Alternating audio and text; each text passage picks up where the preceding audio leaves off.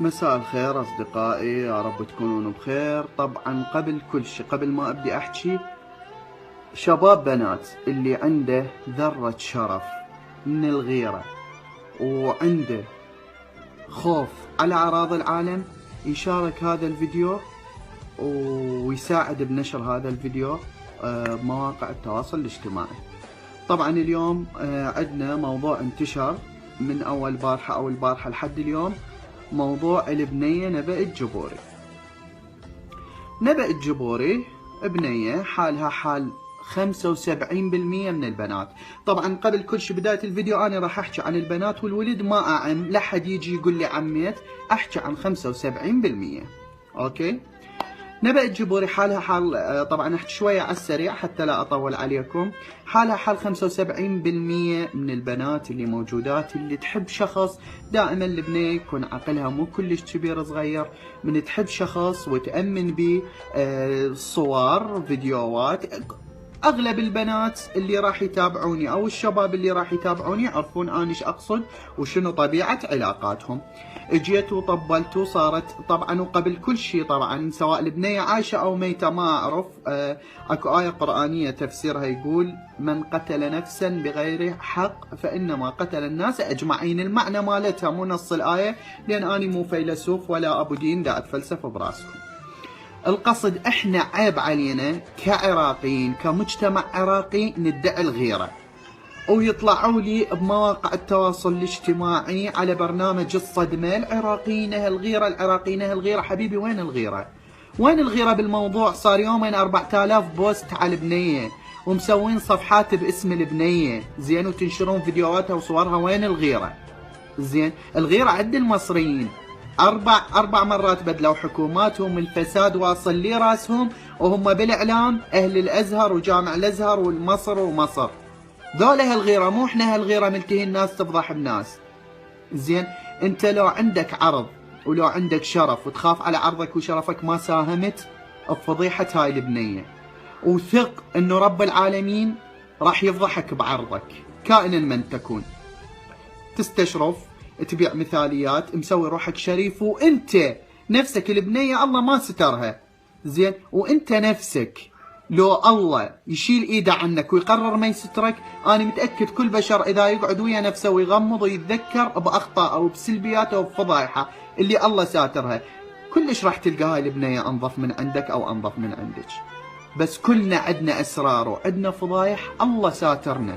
زين، الله اذا قرر يفضحنا يفضحنا، الله ساترنا. فكلنا عندنا اعمال مخجله احنا نخجل منها اذا نقعد بس نفكر بها، واصلا اكو ناس حتى بالتفكير تستحي ما تريد تفكر باللي هي سوتها بحياتها. زين، ماكو انسان نبي وماكو انسان معصوم. البنيه غلطت، البنيه صورت، البنيه طلع عندها صور، الله يسامحها الله يهديها، ما علينا. ليش دا تفضحها؟ ليش دا تنشر فيديوهاتها؟ ليش دا تنشر صورها؟ ليش صفحات صارت باسم نبأ الجبوري؟ انتو شبيكم يا عالم صاحين لو شنو؟ بس فهموني. لك بابا انت دا تنشر ودا تتباهى، عرضك امك باكر عقبه ضعفت الله ضعفها، راحت حبت واحد. زين، والواحد طلع مو خوشادمي اخره من عندك، مع احترامي يعني لللفظه لا تاخذوني لان والله محروق دمي. زين، وقاموا نشر صورها وفيديوهاتها. تدري شو يصير بيك انت؟ تتمنى القاع تنشق وتبلعك. زين، فكافي عاد، كافي تخلف يا غيره دا تحجون بيها انتو يا غيره. بس فهموني، شعب ميت على الفضايح. 75% من بنات العراق ومن شباب العراق عندهم سلبيات واخطاء، والبنات مسويات نفس الشيء او اكثر، بس الله استرهم ما فضحهم. 75% مداعم، والشباب كذلك. انتو الجيل الجديد جايني مخصل وجايني مالط وجايني مسوي ليزر. زين، انت والبنيه خوات، ما انتقدك اني ولا لي علاقه بيك، بس اعرف 3/4 هاي السوالف من جوا راسكم والفضايح اللي تصير. كافي، عيب عليكم. عندكم اعراض، عندكم خوات، فكروا بيهن شويه. البنيه سوت غلط، يعني قبلها هذا الولد ابو الدارسين انذبح من ورا من ورا التطبيل مال فيس والنشر مالتكم. قبلها هاي بنيه شروق من الحله ما ادري شنو، اللهم عافينا، عاهره او داعره نفسها يا اخي لا تشترك بفضحها. وهسه نبأ الجبوري 4000 بوست خلال يومين. ليش يا ظلام النفس؟ من الله ينكب كل واحد بعرضه للي فضح هاي البنيه، الله ينكبه بعرضه ان شاء الله.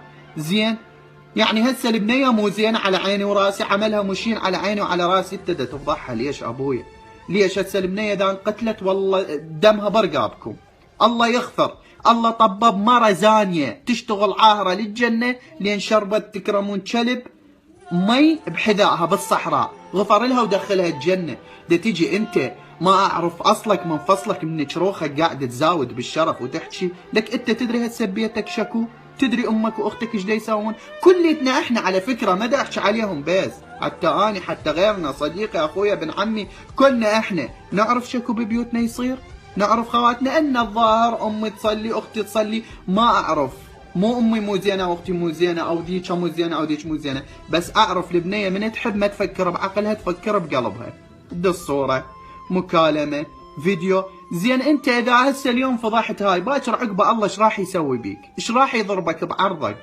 كافي عاد نحكي بالغيره، احنا عراقيين رب مال فضايح، ندور فضايح زين؟ يعني بالقران المجيد سالفه تحرق الدم 4000 بوست خلال يومين وبيجات باسم هاي البنيه، ليش؟ البنيه غلطت يعني انتوا تفضحوها؟ زين؟ انت نفسك انت تفضح بيها، انت تدري شو مسوي بحياتك والله ساترك؟ كافي عاد عيب عليكم، استحوا صارت 3 ضحايا شروق وابو الدارسين وهالسنبه الجبوري يروحون بسبب هذا الموضوع، المزين النفسه اللي يريد يداحر نفسه لا تشاركون بفضيحه شخص، زين؟ لان باكر عقبه الله يضربك انت بعرضك، زين؟ وكافي عاد عيب عليكم عيب، وانت المخصل والصابغ والمالط ومسوي ليزر وقاعد تبيع شرفيات بالفيس، روح شوف نفسك وروح غطي روحك، ما اريد احكي اكثر، اني اشكركم اطلت عليكم، بس راح انشر هذا الفيديو باسم فضيحة نبأ دا اشوفكم ايش قد ناس راح تشوفه، لان كليتنا شعب نحب الفضايح واحنا ما لنا علاقة لا بالغيرة ولا شيء، مجرد غيرة العراقي ها استرجل على امه وعلى اخته، وين رايحة للسوق ايش عندك؟ هاي صارت عنده غيرة وانت قاعد تفضح ببنات العالم على الفيس. آخر كلمة أقولها، الله ينكب كل بنية وكل شاب بعرضه وبشرفه وبصحته اللي شارك بفضيحة هاي البنية وشارك بالفضايح اللي قبلها، ويا ربي الله يستر على كل واحد نظيف وطيب وما يمس أعراض العالم بكلمة، وكلش أشكركم، كان وياكم أخوكم الفهداوي، ورجاء اللي عنده غيره ينشر هذا الفيديو بكل مواقع التواصل الاجتماعي. مع السلامة.